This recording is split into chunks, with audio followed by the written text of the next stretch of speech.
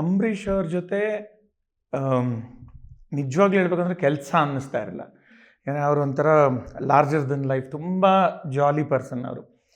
ಯಾವಾಗಲೂ ಎಂಜಾಯ್ ಮಾಡ್ತಾ ಇರೋದು, ನಗ್ತಾ ಇರೋದು, ರೇಗಿಸ್ತಾ ಇರೋದು, ಜೋಕ್ ಮಾಡ್ತಾ ಇರೋದು, ಈ ಥರ ಇದ್ದಿದ್ದರಿಂದ ನನಗೆ ಅಷ್ಟದು ಇದು ನನ್ನ ಕೆಲಸ ಅಥವಾ ಇದು ಸ್ಟ್ರೆಸ್ ಇರ್ತಾ ಇರಲಿಲ್ಲ.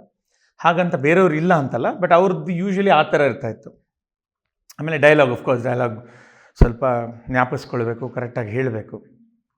ಬಟ್ ಬ್ಯಾಂಕರ್ ಮಾರ್ಗೆ ಮಾಡೋ ಅಷ್ಟರಲ್ಲಿ ನಂದು ಆಲ್ಮೋಸ್ಟ್ 10ರಿಂದ 11ನೇ ಸಿನಿಮಾ ಆಗೋಗಿತ್ತು. ಅದಕ್ಕೆ ಮುಂಚೆನೇ ನಾನು ಶಂಕರ್ ನಾಗ್ ಅವ್ರ ಜೊತೆ ಹೊಸ ತೀರ್ಪು ಅಂತ ಒಂದು ಸಿನಿಮಾ ಮಾಡಿದ್ದೆ. ಆ್ಯಂಡ್ ಇನ್ನೊಂದು ಸಿನಿಮಾ ಮಾಡಿದ್ದೆ. ಬಟ್ ಅದು ಮಾಡೋ ಅಷ್ಟರಲ್ಲಿ ಒಂದು ಲೆವೆಲ್ಗೆ ನನಗೆ ಇದು ಆ್ಯಕ್ಟಿಂಗ್ ಅಂದರೆ ಏನು ನನ್ನ ಪಾತ್ರ ಏನು ರೀತಿಯಾಗಿ ನಾನು ಒಂದು ಅಭಿನಯ ಮಾಡಬೇಕು ಅನ್ನೋದೊಂದು ಕಾಂಟೆಕ್ಸ್ಟ್ ಗೊತ್ತಿತ್ತು.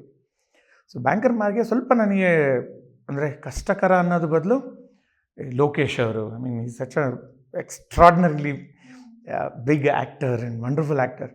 ಅವರ ಜೊತೆ ಒಂದು ಏನು ಸೀನ್ಸ್ ಇದೆ ಅದೆಲ್ಲ ಸ್ವಲ್ಪ ನಾನು ಫಸ್ಟ್ ಟೈಮ್ ಅನಿಸುತ್ತೆ ನನಗೆ ಸ್ವಲ್ಪ ಯೋಚನೆ ಮಾಡಿ ಆ್ಯಕ್ಟಿಂಗ್ ಮಾಡ್ತಾಯಿದ್ದೆ. ಅಂದರೆ ಇದನ್ನು ಅಂದರೆ ಅಫ್ಕೋರ್ಸ್ ನಾನು ನಾರ್ಮಲಿ ತುಂಟತನನೇ ಇರ್ತಾಯಿತ್ತು, ಬಟ್ ನನ್ನ ಕ್ಯಾರೆಕ್ಟರ್ಷ್ಟು ತುಂಟ ಅಲ್ಲ ನಾನು, ಅಂದರೆ ಇನ್ ಜನರಲಿ.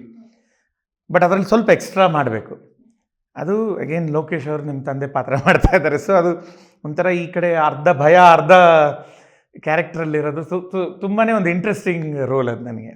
ಸೊ ಇವತ್ತಿಗೂ ಯೋಚನೆ ಮಾಡಿದಾಗ ಅನಿಸುತ್ತೆ ಟ್ರೂಲಿ ಬ್ಲೆಸ್ಡ್ ಐ ಎಮ್ ಅಂತ. ಅಂದರೆ ಆ ಥರ ಅಂಥ ಎಕ್ಸ್ಟ್ರಾರ್ಡಿನರಿ ಆ್ಯಕ್ಟರ್ಸ್ ಜೊತೆ ಆ್ಯಕ್ಟ್ ಮಾಡೋವಂಥ ಒಂದು ಚಾನ್ಸ್ ಸಿಕ್ಕಿದೆ, ಒಂದು ದೊಡ್ಡ ವಿಚಾರ ಅನಿಸುತ್ತೆ.